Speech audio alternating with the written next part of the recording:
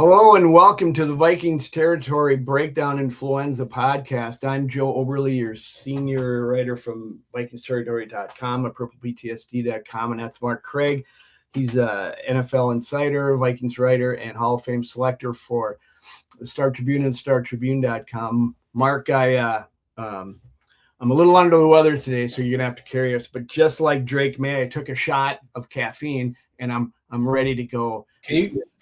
Can you wear a mask? Can you put a mask on, please? I could. The viewers would probably appreciate that, actually. So anyway, we had the Super Bowl this past weekend, and I found it was a good game. I had with my daughter who was struggling with the lack of scoring, and I just said, "Hey, this is great defense. Check it out." And I know that's something that you pointed out in the paper that. We're both a little old school, so we grew up when defense really was a big deal in this league, and boy, it still sure wins championships, doesn't it? Yeah, it's. I think I tweeted toward the end of the first quarter. I said, "See, the defenses are playing so great that the NFL is going to have like emergency points of emphasis to start the second half to get, to handcuff the defenses even more." I like that. It was a defensive masterpiece. It was Mike Macdonald, and one of the reasons I picked, I went again. I outsmarted. I overthought myself. I went with the Patriots because one of the reasons was I thought, well, the more experienced coaching, but what Mike Macdonald put together, sending the, a lot of blitzes early. I mean, I think 65% in the first half or something like that. It was some crazy number, but a lot of defensive backs come in, and then they kind of took over when Drake May was seeing ghosts. They took over and they dominated with their front four pass rush.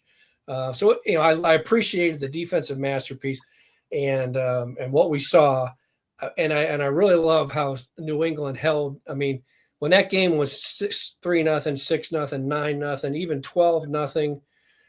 Maybe not so much 12-0, but 9-0. You're thinking, okay, I really liked how New England's defense was keeping them in it. Where the game I didn't appreciate or like the game was when they're just until it was way too late. There just was no life with New England's offense, and but I hats off. The defense was so great that they couldn't. The voters in the booth. Couldn't find one defensive guy to give him the MVP. They gave it to the running back. Not that the running back wasn't deserving, but man, that was a defensive Super Bowl. You'd like to see a defensive guy get an MVP there. I was saying the same thing. Who do you give it to? Nobody's really standing out. There was the pick six, but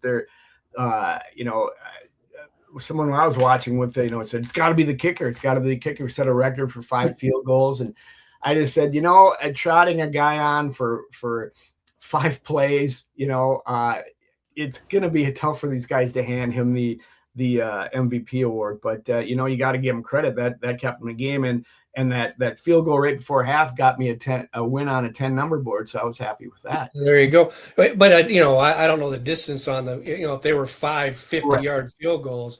It was basically a defensive battle, and to me, the defensive guy should have gotten something. And New England's defense. I mean, that game could have changed. Christian Gonzalez might have been the best defensive player on the field. The Patriots. He was cornerback, and he was like. I mean, you get an appreciation for how the length of that guy and his speed and everything, what he was doing. He got his hand on some balls that could have changed the game. Right. That was also part of my pick, was that Sam was gonna, have a couple turnovers, and but hats off to him. We'll talk about Sam, but hats off to Sam.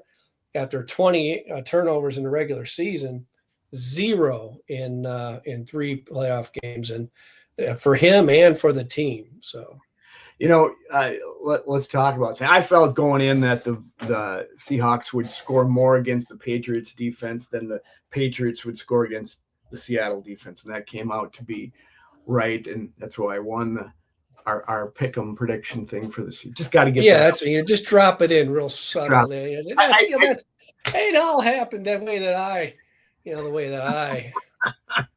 Anyway, no, you're right. You were 100% right. Sam Darnold, I mean, what should we think about him now? I felt like, we were having a discussion with people, my watch party was, he didn't have a superlative playoff run, but he did exactly what he was needed to do. I mean, 202 yards, 1 touchdown. They're not great numbers, but like you just pointed out, no turnovers was huge. And last year we saw him running for his life.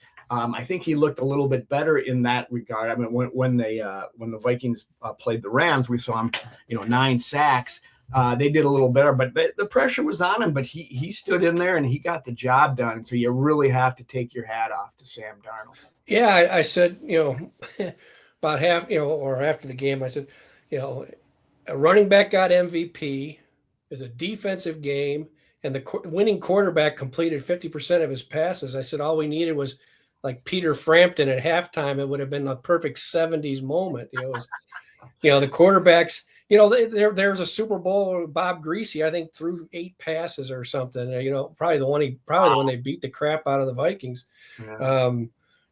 It's football. And he wasn't the hero. I mean, this to me this might be the vintage Sam Darnold Super Bowl, because he wins the Super Bowl, he gets a ring, and the doubters can stay where they're at and say, he didn't do anything. He wasn't the hero. He wasn't Joe Montana. He wasn't Tom Brady, but he was every bit a piece of that complimentary win as anybody, starting from, his first 2 or 3 throws.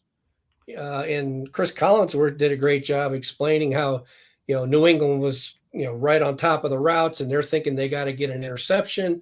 They have to win the game on that side of the ball. Mm-hmm. Well, Sam's first couple throws, there's first downs were perfect. His first 3 or 4 throws were like perfection in tight windows.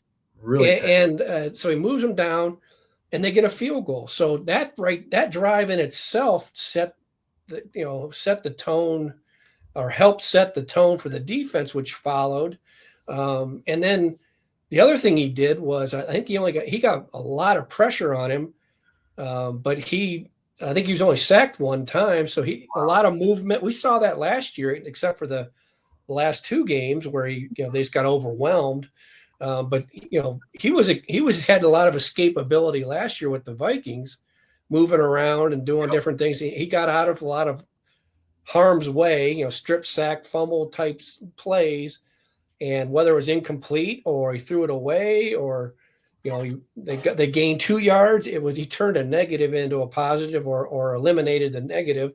That's he did that. And the other thing is he stayed out of the way. Mm-hmm. He wasn't the story as a hero, but he wasn't the story as the GOAT. And so people can say what, I always said he leads the league in yeah buts. It's like, yes, Sam won this, but yeah, but, and you could still say it's a yeah but performance. But to me, he earned his ring, he earned the respect. And frankly, I don't think Sam cares what people think anymore.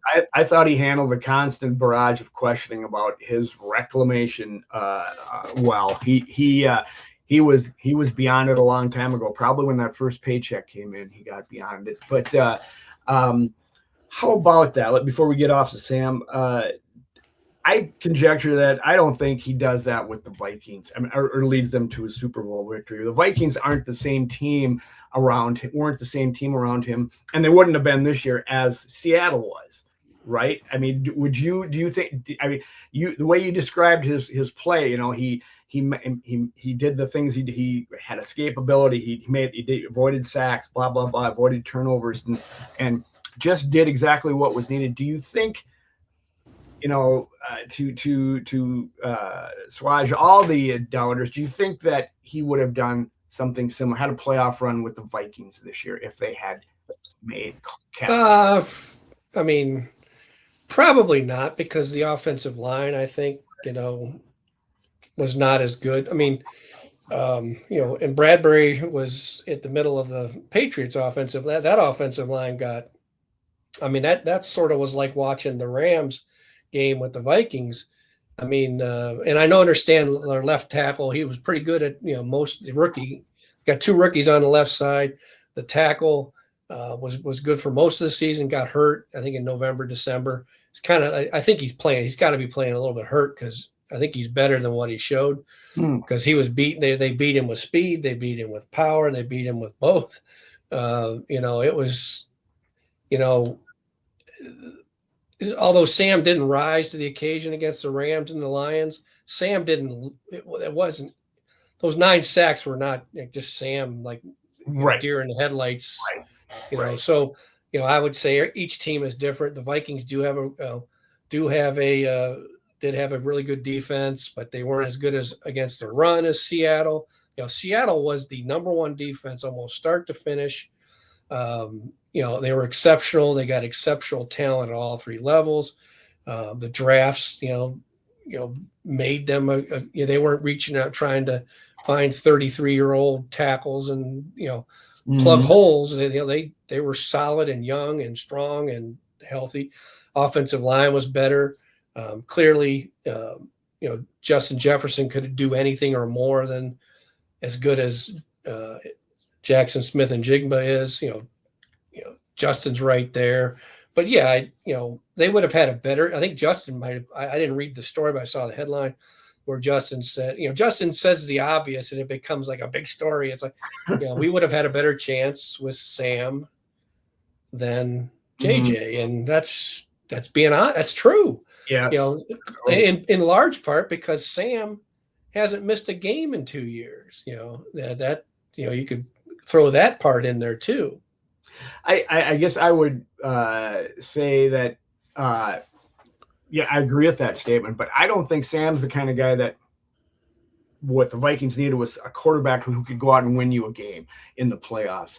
I think that defense from Seattle was so dominating and continues to be that is the star of the Super Bowl. And Sam is not. Sam needs a great offensive line. He needs a defense to get off the field and get him back out there, and a running game that can keep the other defense at bay. And I don't know that he's able to do that with the Vikings. The defense isn't quite there, and Sam's not the guy. Sam can manage a game and do what you need, but he might not be the guy that goes out and wins you a game in the playoffs. I think if you go back to the NFC Championship game, what's good about Sam, what he sort of encompassed all of he not that he won the game on his own against the Rams, but he went toe for toe with the MVP of the league and had so he played fantastic against the Rams to get them to this level. So bottom line is you can shoot holes in him, you can patch his holes.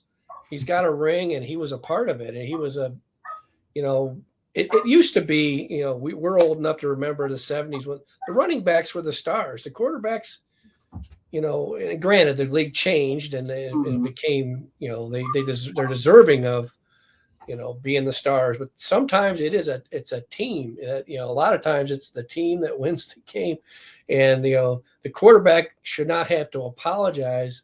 No. For being a part of that, whatever it takes to win, and that was. Sam did a hell of a job, and I don't think, what's really cool about him.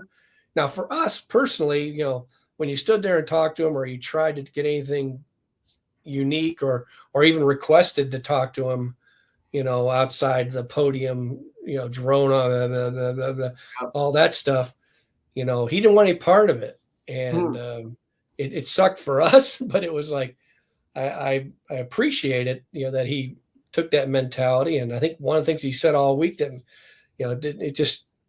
people are just trying to hammer the same thing over and over. What did you learn? He just, I learned that, all you got to do is believe in yourself, and that's all that really matters. And, and he's taken that, and, he might be a guy that doesn't listen to, or doesn't take all this stuff in, but it's a good story. He wasn't the MVP that I think Hollywood would have made it, but he earned his ring, and he earned a lot of respect, I think. Absolutely. What about that defense? I mean, what is the NFC going to do with that going forward? I mean, they almost, to me, they snuck up on me. Maybe they were a good defense last year, and maybe they were just Seattle was missing a quarterback all along that could get them further. But that's a suffocating defense. They took weren't the Patriots one of the number one offenses in the league, and they just shut them down? Yeah, I think they were top three for sure. And New England, of course, a lot of it was weather, but their playoff, I think Drake May was the first guy to go an entire postseason and get sacked at least 5 times in 4 straight games. So he got 5. First 3 games he got sacked 5 times each game, and then 7 in this game. One thing that surprised me a little bit was, and another reason why my explanation of picking him was I thought that they would get him out and move him and run him some more. I thought he would run more than he did. Sam, but no, that they would run Drake May. Drake May, because in the AFC Championship game, which became a snowstorm mess, he still, he ran for a touchdown. He had the first down at the end to win the game. He was, beating him with his legs, and we didn't see enough of that, I don't think. Did we see a rookie quarterback that was just not rookie, second-year quarterback who was just a little bit overwhelmed? Well, like I said, I wrote today or for yesterday that Drake May didn't choke; he was choked. It was like I'm sure that being 23, I'm looking at him and I'm going, each year when a young quarterback, it's like you look at him and go, my God, he looks like he's a high school kid, and. I'm sure there were nerves and everything, and he did miss some throws, but one thing I think was really cool about what Mike McDonald is, and I don't know how much pressure they bring. They don't need to bring a lot of pressure from their secondary or their second and third levels, and I think they did just to kind of put it in his head and then make adjustments later where they might have shown it and didn't do it and rushed their 4 guys. So he was lost. I mean, he was lost. And I'm obviously some of that if that's Tom Brady back there, it's a different story. Yep. But that's not a knock against Drake May. That's just where he's at in his career. The fact that he had the year he had, he got him helped get him to the Super Bowl. It's a good year for him. And now the Patriots have a record 6 losses in the Super Bowl. And that for a moment that makes Vikings fans say, okay, 4 isn't so bad, but you got to couple with that, 6 wins in the Super Bowl. Yeah. It's when they get up around, say 8 losses, you could say, we've only lost, we haven't even lost, we've only lost half that many. So yeah. First time since I think 98 that a running back got the MVP, Kenneth Walker. And I think the last one was Terrell Davis, I believe, is the last running back to get the Super Bowl MVP. You wrote about you asked the question in one of your 5 extra points for the paper yesterday, saying, should the Vikings pursue him in free agency? You want to expound on that? Well, yeah. I mean, it wasn't quite like that, but it was, to what I feel like a running back, and I like Aaron Jones, and I like Mason, but I don't like him as much as I thought I was going to like him. I don't know. It's just he's kind of a guy. He's good, but he's not. My thing is what a first or second round running back would do for this team beyond just running the ball would be there'd be so much benefit to it. The offensive line would be better. The quarterback would be less pressured. The defense would maybe be on the field less. So I'm like, when you look at that, him as a running back, and he runs for 135 yards, and and all that, I'm thinking, and he's going to be a free agent. I mean, he had the best game of his life. He's 25 years old. He's heading into free agency, and I just sort of, he'd be good on some team. And maybe Seattle brings him back. But, I don't want to say he's too old, but I'm like, if I'm looking for the next, like a Kenneth Walker, I'm looking to the draft. I'm looking like to get something, think young, think, elite, as opposed to, well, we can send a 6th rounder to San Francisco and get Jordan Mason. Right. I just feel like a running back would bring something to this team that is more than just a running back. Yeah, I can't argue with that. All of a sudden, you can see a gap between that running game. I mean, they have Charbonnet, who wasn't even on the field because of injury. They have a great running game in Seattle, which is another reason why they were they're Super Bowl champions, why they were the number 1 seed going into the playoffs and all like that. But let's take a quick break right now. I know Mark is champing at the bit to talk about the halftime controversy. So, because he's our expert. I should have introduced him, not only a Hall of Fame selector, but Super Bowl halftime critic. Yes. Yes, that's him. So you want to come back to well, I used to not be able to watch them because I was there writing. But give me Prince in the Rain in Miami. That just keep showing that one. That's but that if liking Prince, but makes you an old guy now. So, well, anyway, we'll get Mark. Maybe he'll weigh in on that. But there's plenty more to talk about. So come on back to Vikings Territory Breakdown. Okay, folks, welcome back to Vikings Territory Breakdown with Mark Craig from the Star Tribune. Mark, I was just telling you off air, it's like, I didn't pay a whole lot of attention to the halftime show because until this one rolled around, I really didn't know who Bad Bunny was. I didn't either. And I do pay attention to a lot of music, but this one, it kind of caught me and said, okay, well, fine, whatever. And but all I do know is, as I was feeding my face over at the dining room table, I look in and my daughter and her daughter are dancing the entire time. So, like I said, somebody liked it. Might not have been me. He's like you said, we're not the target audience. No, we haven't been the target audience for a while. That is clear. You brought up something in the paper, and it's worth reading about. John Schneider, his draft record. Versus Kwesi is I guess we want to talk about, but you did a story on it this week. The more you do this, I mean, you did it in the NFC North, and I'm sitting there going, oh my God. And now when you look at the Super Bowl champion versus what Kwesi did as GM, it's a chasm. It's a chasm, and it's maybe it helps explain why Mark Wilf had to call an emergency firing in the middle of at the end of January or whatever it was. It's Schneider, and Schneider's a great story, and looking for trying to do something unique from afar. I talked to Ron Wolf. Ron Wolf is the guy who was Hall of Fame general manager with the Packers.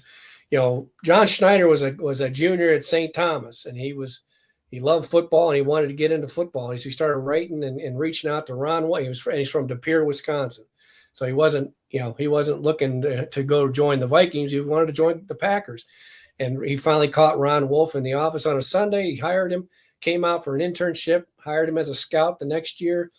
Lifelong scout. He's 54 years old now. He's like 22. He just starts out as a scout. Grind, learning how to evaluate players, grind, become an assistant director, a director, pro director, then a player overall director, then assistant GM with the Packers. And then, now he's built 2 Super Bowl teams, a decade apart with 2 different rosters.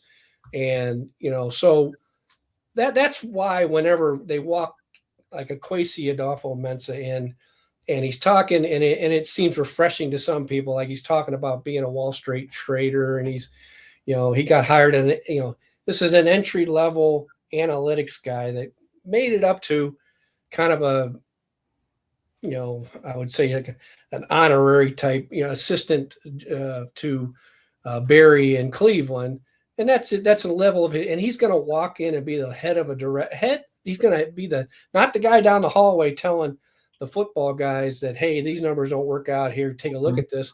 He's the guy setting the tone. He's the guy with the final say. And that's why it was absurd. And, but you got kind of like, old guy, old school, blah, blah, blah. So when you see Schneider do this, or even Elliot Wolf, who is Ron Wolf's son, he's the de facto GM of the Patriots, you look at their drafts. Well, for Schneider, the last 4 drafts, he had 571 starts. 30 of the 38 players are still on this team that went to and won the Super Bowl. Kwesi's 172 starts, so you're 399 fewer starts, and 14 of the 28 players still on the team. And that's unsustainable. The fact that they that Kevin O'Connell got 14 wins out of a couple different years, but it's unsustainable, and it's why they weren't going to wait till after this draft. They had to, in a perfect world, they would have done it back in December. Yeah, started looking for someone, but I give him credit for not waiting until another draft passes to let him. He's not just standing there picking the players by himself, but he's the one that directs. He's the one that is getting everyone on the same page and orchestrating this thing, and just woefully overmatched in that role. And it just was the monumental flop that it was. Something that occurs to me real quick, and you don't have to talk on this too much, but it's a week later from when they let Kwesi go, and he, not unlike Kevin Stefanski, Kwesi hasn't got a new job yet. What do you think will happen to him? Do you think he'll get another job in the league, maybe as a lower level personnel guy? Well, yeah, he will never be a GM again. And I say that even knowing that Cleveland could screw up and do something higher. I would guess that he might end up back in Cleveland's front office in a similar analytics. And I'm not saying there's not a role for him maybe in a front office somewhere, but it's not at the top of the food chain. When I was talking to Ron Wolf about analytics, he said, he goes, he started in 1963 with Al Davis with the Raiders. He said everything with Al was a position specific, height, weight, speed. He goes, that's analytics. He goes, so there's always been to analytics, but he goes, I don't know what they're talking about now. And he said it always came back to CHP. Someone told him CHP, and he goes, CHP is can he play? And so you can take all these analytics, but you got to be able to look at the film and say, can he play? And whenever the guys like John Schneider, Elliott Wolf, that begin as scouts, and everything that they do is grinding 24 hours a day, learning the craft of how to evaluate and everything that goes into that. And then they get to a point where they're going to be hired to lead a department. Everyone in that department is going to respect them. And I don't think, Kwesi had that ability to, and that's why you hear, Mark Wilf saying, well, it's the dynamics, or it's, those are all fancy front of the camera explanations of, there just wasn't the respect, and then for this guy to be able to take you in a direction and succeed. Well, that explanation of analytics, we just lost our coveted 21 to 34 age group, for the podcast, which probably for us probably wasn't that big. Yeah, really. I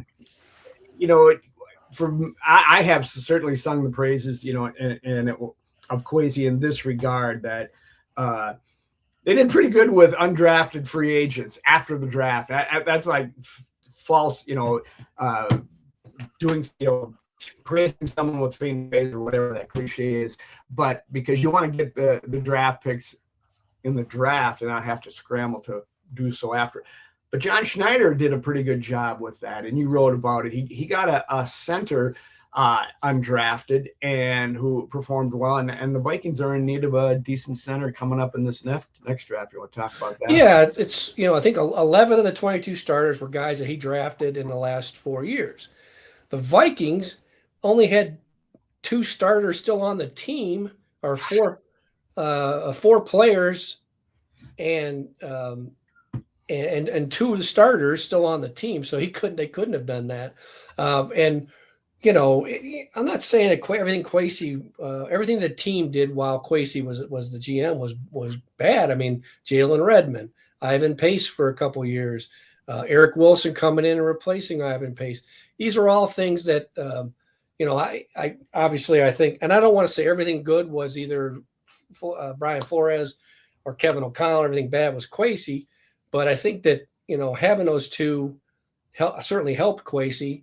To me, where a GM gets really exposed is in the draft, because these coaches, that they can't be full-time scouts, be scouting directors and make decisions.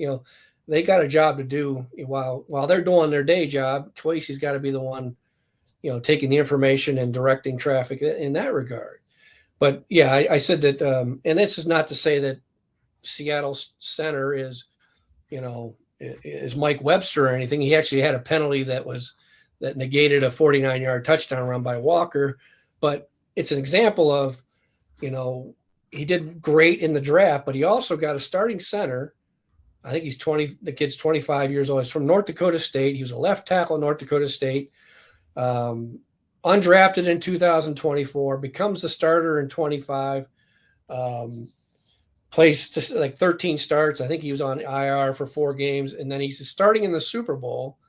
Now, analytics didn't find that guy. I mean, that's a program identifying that CHP that Ron Wolf was talking about. Can he play? To be able to project that. I mean, that's got to be. This is what the Vikings are competing with, and it's in this. Next year it'll be, someone else, or these are what the elite teams do, and it's something that the Vikings have not been able to do for an awful long time. Well, after seeing what I saw on Sunday, it's time to bust up the Seahawks. Let's get that team broken up. And the Vikings kind of started it already by hiring Matt Thomas, a football administration consultant. Thomas was a veteran of NFL salary cap executive who previously spent 11 seasons with the Seahawks, vice president of football administration. The Vikings hired him to help out Rob Brzezinski in the upcoming draft. So I guess my first question is, A, was it a good move? And B, why is Thomas leaving a Super Bowl team? Probably for more money. Well, Thomas left the shakeup when Pete Carroll left. When Pete Carroll, even though John Schneider was the one who directed, he was GM. Pete Carroll still maintained final say on things. Now you could say, "Oh, it was Pete Carroll who made all those picks." Well, no, in good situations like that, like the Pete Carrolls or when Bill Belichick, they get a general manager that they can trust and they can turn their back on and let him do his job and do the right things. But this guy that the Vikings hired, whenever Pete Carroll was let go in Seattle, then John Schneider they added president to his title of, general manager and president, which means he's the king. What he says goes on everything. And I think, as if you go back, and this Matt Thomas, was a cap guy in Seattle and made a lot of good moves that helped them, sign guys and everything. And it seemed like he and John Schneider were on the same page. Well, maybe they weren't entirely on the same page. So Matt was let go in that fallout of Pete Carroll leaving. Is it a good move? Yeah. Anybody that Rob Brzezinski would tap to come in and help him with the cap, being as good as Rob is with the cap, you got to trust him. The irony of being Seattle, that he's having someone come in and help, is, the poison pill, if you remember way back in 06, when when Rob Brzezinski pushed the envelope that the NFL had a loophole the NFL had to close. And then when Seattle, to get Steve Hutchinson in here, he put a contract out there. The Seahawks didn't put the no, where nobody could come in and negotiate. Right. They didn't want to do that. So Brzezinski came in and wrote a contract that said that Steve Hutchinson would be the highest paid offensive lineman if he played, more than or what was it? If he played basically if he played all of his games outside of Seattle or something like that. So they had to sign it, as if he wouldn't be in Seattle. And that's when they had just given, and they decided to give Walter Jones.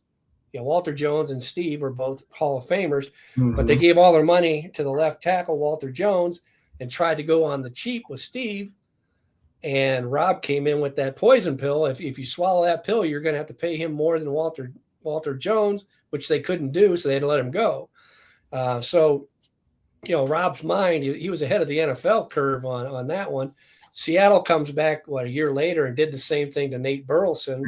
Yep. And then the NFL stepped in and said, enough of this. This is a bad look.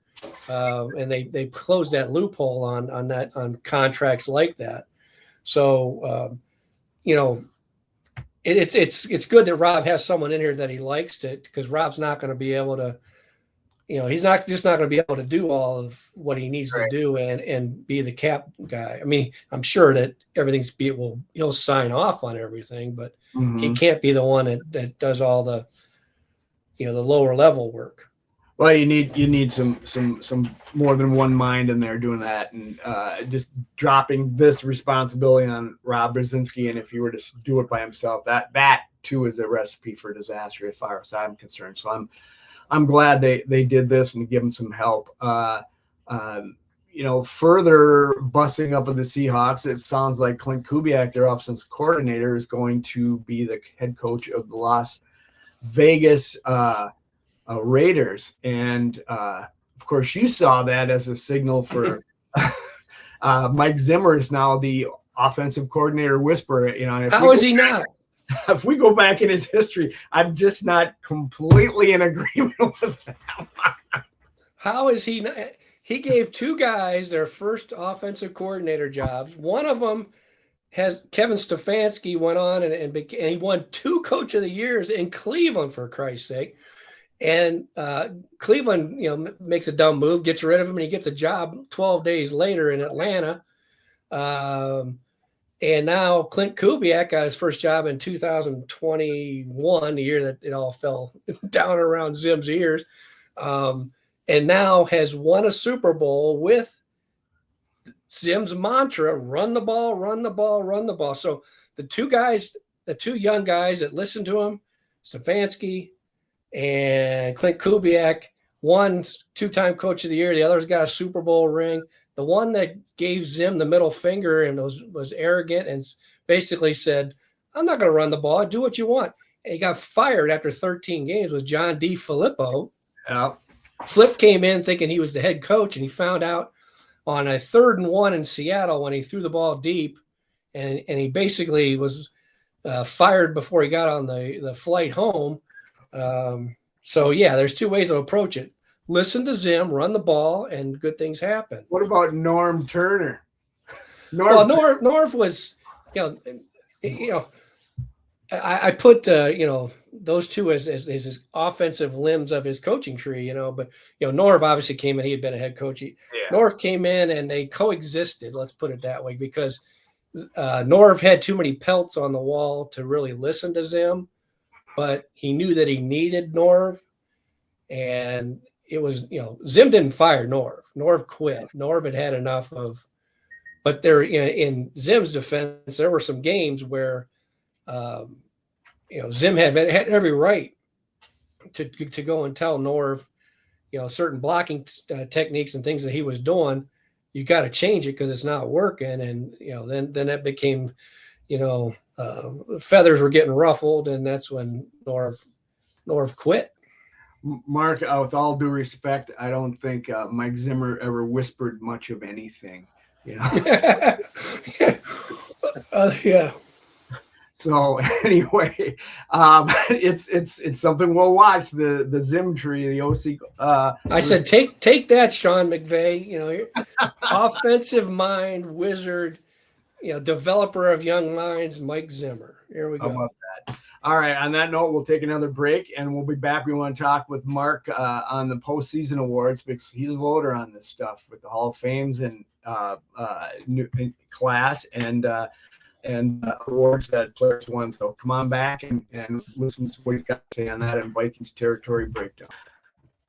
Okay, folks, welcome back to Vikings Territory Breakdown with Mark Craig. Mark, some rumors out there just to run past you. There was news this week that Derek Carr is intimating he wants to come out of retirement and play again. He took last year off, I think, after an injury-plagued season with the Saints the year before.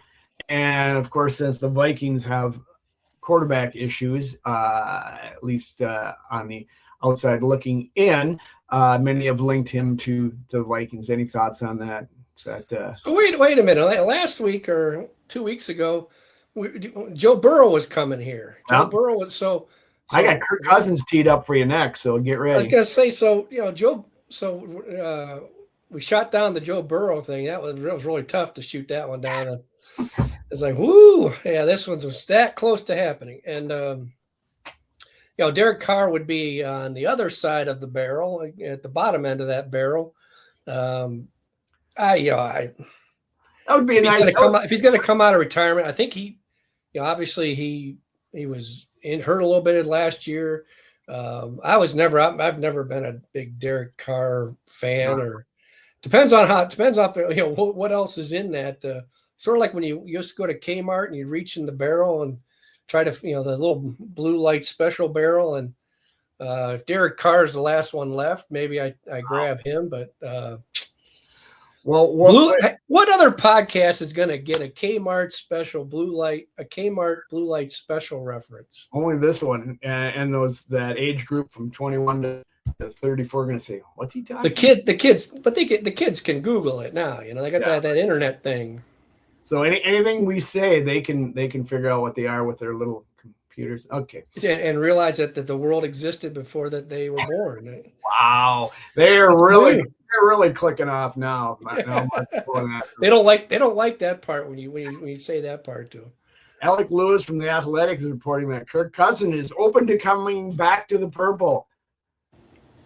Oh, was that crickets? Am I hearing crickets? Well, yeah, Kirk Cousins is open to anything that builds the bank account. Why not stay with Stefanski and work that out? I totally agree. And isn't Bo Nix is coming off a major injury, so yeah, I don't think he goes anywhere, because if he leaves, he's not going to get the contract that he has. Why not stay there and get paid as new coaching staff. Penix is coming back. Kirk's there. It's a new coaching staff. They're not gonna pay Kirk, to play here, and the Vikings already been down that road. Right. With putting too many resources into Kirk. No, I mean, at some point, let's end it with Kirk. Okay, well, they did end it with Kirk. Yes, they did, and we'll see what happens. The quarterback situation is something we're going to talk about in the coming weeks for sure. They had the postseason awards before the Super Bowl got going, and I'm just going to list a few of them here, and you can chime in when you see fit to talk about. First, we talk about the MVP is Matthew Stafford from the Rams. He would have had the dream season if he'd have gotten to the Super Bowl, but he couldn't quite do it. But that was you kind of said last week that you were pretty sure that was going to happen. Yeah, it was closer than I thought. It was like 14-13, and then some guy that voted for some person that voted for Justin Herbert is like getting torched. And it's, you're not allowed to have any kind of view that goes outside of the top one or two. Otherwise, they changed it to where we got to vote 1 through 5 on all of these awards. And I said, for the first time that I can recall, there's, I'm probably wrong, but there's no reason to assemble a posse, come and get me, drag me out of my house, and fire me after you've beaten the crap out of me, because everybody I voted for was the winner in each category. Really? How about that? How about that for testing the wind for me, you know. Why don't you mix it up so we can get some attention to this podcast? You know, I know. I you know, Jonathan Grenard as Defensive Player of the Year was gold because it's like I believed it, I voted for it, I defended it, and I still got called a moron, Homer moron, and all that stuff. And now, while it's entirely possible that I am a moron, I'm not a homer. I know that. I'm gonna reserve judgment on that just because, you know. Well, no, I said it's entirely possible that I am a moron. That part, you would agree. You know, I could vociferously agree. I could agree, but I'm gonna pass on that. You know, when you got when you're what 1, 2, 3, 4, 5, 6, 7 out of 7, that's pretty good. Coach of the year was Mike Vrabel from the Patriots, which is probably a little bit. And how about the NFL? You know, whoever's, you know, whichever pop star or whatever is announcing Mike Vrabel, teach her how to like pronounce his name. You know, Mike Vrabel. Here's the Coach of the Year. He's the second time he's won Coach of the Year, and he's getting his name mispronounced by whoever it was they had go up there and do it. You know, and I love that Mike Vrabel is the Coach of the Year because the first opening out of 10 openings this year in coaching was mid-season when Tennessee had to fire their guy, and Tennessee is a team that fired Mike Vrabel. Wow! So, hats off to him. Well, whoever that was that mispronounced his name, we should get their number because they could fill in for me some weeks because I'm good at mispronouncing names and spelling. So I'm told. Myles Garrett was a Defensive Player of the Year, a Cleveland boy, which I'm sure were excited about. That's well deserved. That was a no-brainer, I think. With all those sacks he had. And I go back to I talked to Jared about this too. That if Jared Allen had one more sack in that 2011, because Jared Allen finished second in the MVP, he had 22 and a half or 20. Yeah, 22 and a half, I believe. 22 and a half set the Vikings record, but came short of the NFL record. And if you remember, and Jared's told the story a million times now to a million people, is against the Packers that year in Green Bay, I believe, he had a sack that Rodgers drops the ball, goes to pick it up, and was going to throw it, and Allen tackles him. They called it a run. It was a pass. And Jared. So, but long story short, Myles Garrett played for a crap team, unanimous because he set the record. Jared was one sack shy. Finished second to Terrell Suggs that year in the Defensive Player of the Year, and Suggs had like 14 sacks. So it's like one sack, that last sack that Garrett got on. And I'm not saying it, Myles Garrett. I mean, you could make him Defensive Player of the Year every year because he's that good. But it was that record that pushed him over the top. Any problem with it being in 17 games rather than 16? No, I mean, eventually we'll see how long it takes for that one to break because, I'm sure that, Strahan's came in 16 games, which it did. And, sacks have been around since 82. So it's always been 16 games. Official sacks have been around since 82, but over the years, I think they've assigned sacks to just about everybody going back forever. So you can really, they're unofficial, but you can look and see what, Alan Page had and Jim Marshall and those guys. All right. This next guy is going to challenge that pronunciation deal for me. Offensive Player of the Year, Jackson Smith-Njigba. Got it right. Nailed it. Yeah, that's the position other than quarterback that has the best numbers, and could have been McCaffrey, could have been, but your leading receiver, as fantastic as he, this is when Justin Jefferson back in 22, when he went to Green Bay, didn't wear the 7-stud shoes that Dennis Ryan told him to wear, and he slip sliding all over the place. And he lost MVP on that surface. At least that's what in my mind. Yep.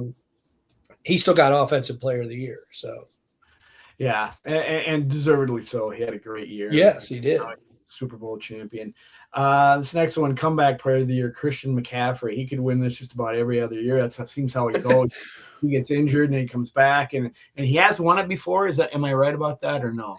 I don't know if he has or not. That's a good question. But to me, that's the no-brainer. I mean, for him to win it, I mean, the 49ers overcame a lot of it was Kyle Shanahan too, but they overcame a lot of injuries. But if one of those injuries had been Christian McCaffrey, they wouldn't have made the playoffs. Wow. He's that important. He's that good. He really is. Offensive Rookie of the Year. His last name's McMillan. You can go ahead and say his first name.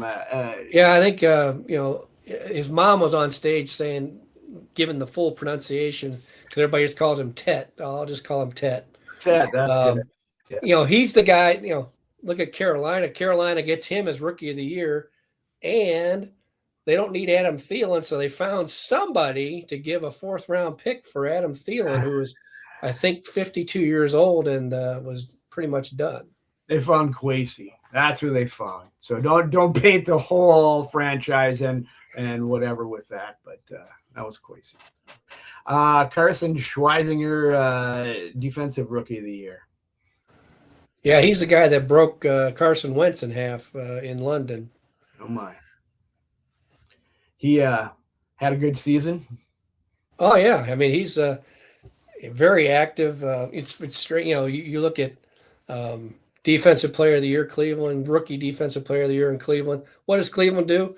They fire the head coach. They piss off the defensive coordinator. Defensive coordinator quits. So maybe Cleveland can be crappy on defense as well as offense next year. Who the heck owns that team? What do they got going down there in Cleveland, Mark? It's a mess. Yeah. All right, we won't hammer you on that one this time around. We got 5 new inductees into the Hall of Fame: Drew Brees, Larry Fitzgerald, Luke Kuechly, Adam Vinatieri, and Roger Craig was the senior guy who beat out Bill Belichick and Robert Kraft from New England. Boy, they had a bad week, didn't they? Those guys from well, everybody had a bad week, and I said this just jokingly, and I didn't tweet it because when the Patriots were getting beat, by 5 field goals, I said, this the second time this week that Robert Kraft lost out to a kicker. I mean, no one would have thought that Adam Vinatieri would have gone in before, or they would have gone in. If Bill Belichick was there and Kraft was there, you'd think the 3 of them to be going in together. We went through the procedure last week, explained that over and over. The people that are able to understand it, some just don't care. And in describing it, with the Roger Craig is the only one of 5 that come out. Mm-hmm. There were 3 senior players: L.C. Greenwood, Ken Anderson, and Roger Craig. And then the contributor was Robert Kraft, and the coach was Bill Belichick. So it wasn't a yes or no vote on those 5. You had to vote for 3 of the 5. So votes got cast everywhere.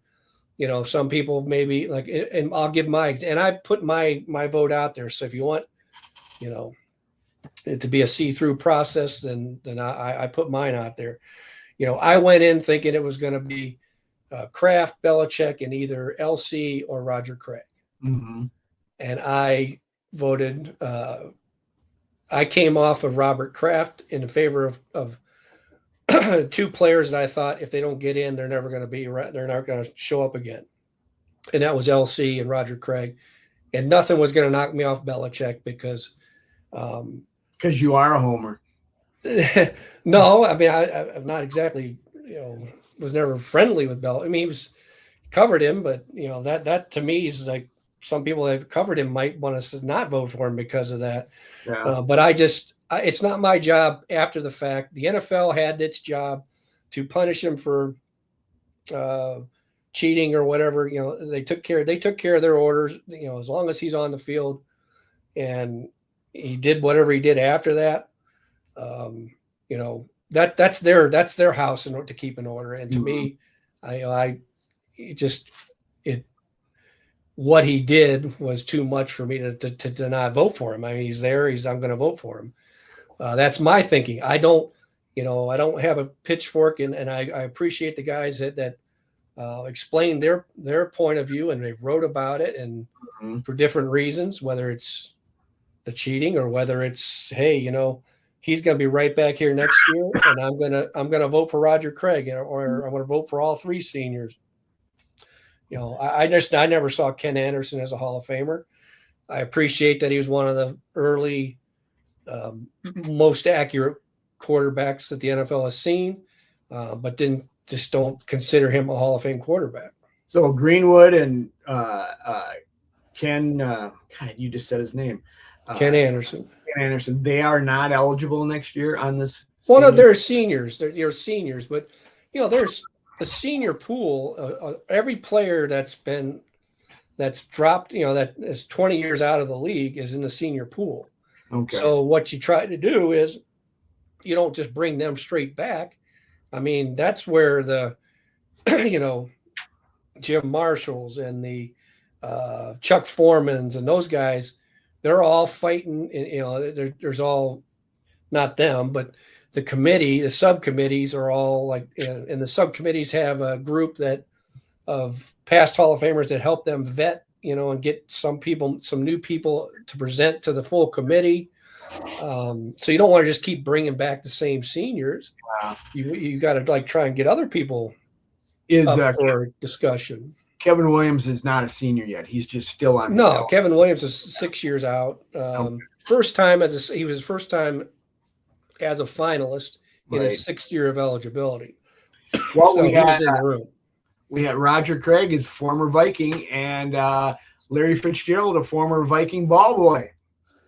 That's right. I said the Hall of Fame, they buried the lead. They said he played for Arizona, but he's one of us, Joe. That's right. Holy Angels. And I was real happy. It was just, so much is talked about with, there's a log jam. There's a log jam with Reggie Wayne and Torrey Holt and, two receivers that were in the room for the 7th time. And I just don't, a lot of times I don't buy into that philosophy, that mentality, because I've seen guys come in and it was not a log jam for Larry Fitzgerald. It was not a log jam for Randy Moss. To me, whether they're first ballot, whether they're 10th ballot, I personally am going to vote for the 5 most deserving. And if you are never, at least in my mind, top 5, I'm not going to move 2 guys over here and put them on the back burner to get the 7th and 8th guy in there so we can maybe get him in. And I'm, if you're not the top 5 and you're never the top 5, you're not a Hall of Famer. Well, I got to tell you, Mark, I think you're losing credibility because each year I come up and beat you in our predictions for the whole season. So why should anybody listen to you? How many years? How many years has that been? We've been doing it about 6, and I think you have won it twice, and I've won it the other ones. But that's okay. You can always try. No, that's you keeping track, right? Not who's counting, right? Yeah, just me. Well, that'll do it for this week. I'm sure I'll be able to ride Mark Craig about this victory of mine for the rest of the offseason. And I'll keep everybody coming back. Those 21 to 34-year-olds, they want to hear about that. But Mark, thanks for everything. It's great. I had someone text me and said they really appreciated how you laid out last week this whole process for this voting, and because it was confusing and there was a lot out there, but they said that it was well done. So hats off to you, and we appreciate that insight each week. Thanks, Mike Woldham, for producing. Thanks, Joe Johnson, and thanks everybody for tuning in. We'll come back next week, and as the offseason begins and the rebuild for this Vikings team begins in earnest. So hopefully there's some news to talk about, or I'll just have to talk about my prediction victory again. He's unimpressed. Anyway, thanks, folks. We'll see you next time. And until then, have a good one and Skol. Skol.